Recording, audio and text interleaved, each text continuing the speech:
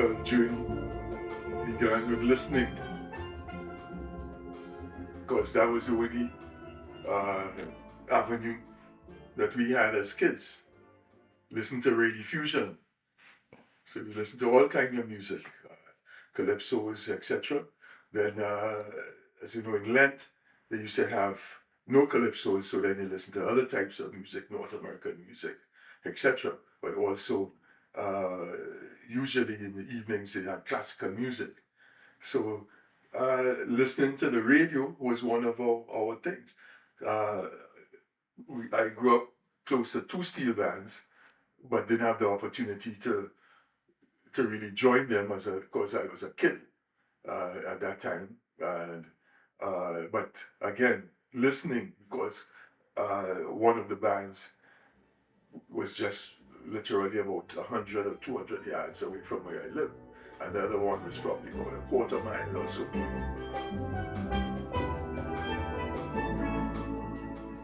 No, no, no. We still can go. Uh, until we got much older as teenagers, but like when you were growing up, like 11, 12, 13 kind of thing. Our participation in carnival used to be generally Juve morning. You get a little jump from here to there. So we'd be on Tradwick Road and all the bands would be passing there. So so we get a jump from like White Street to Carlo Street, then we had to come back.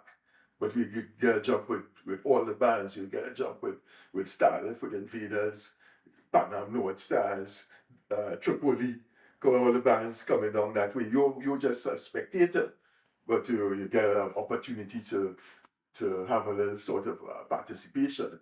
And also on Tuesday nights, remember, I told you I grew up in Maraval, but I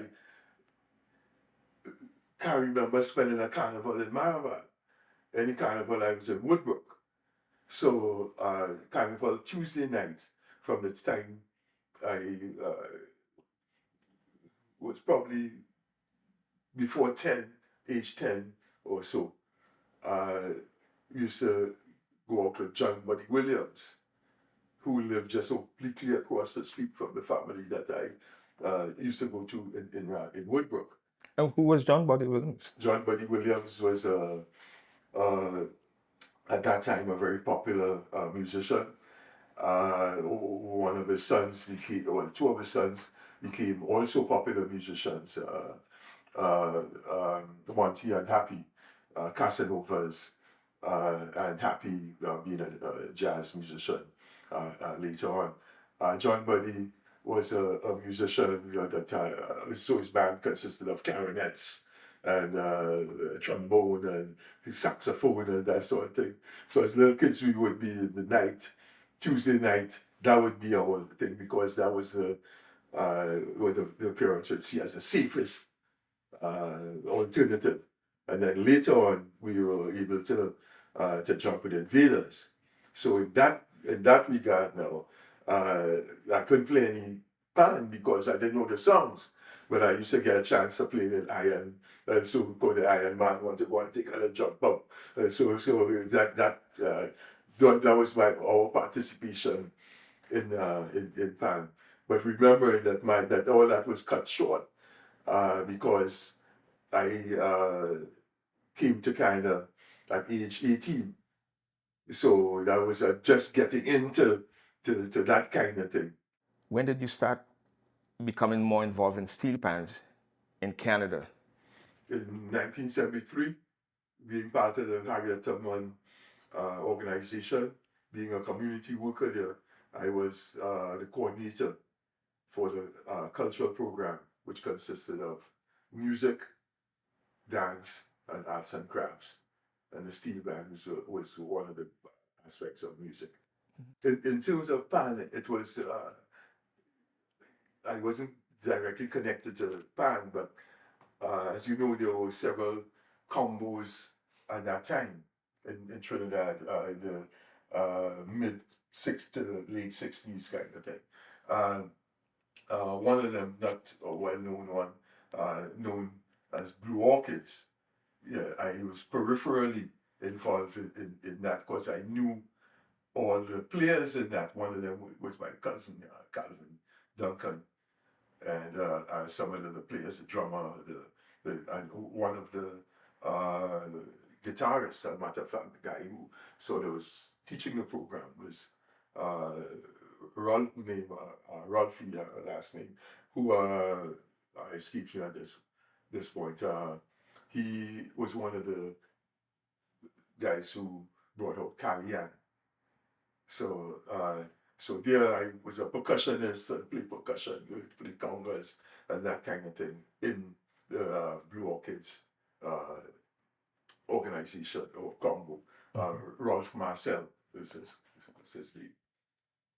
I think I always had musical talent, Okay. but I never got an opportunity to express it.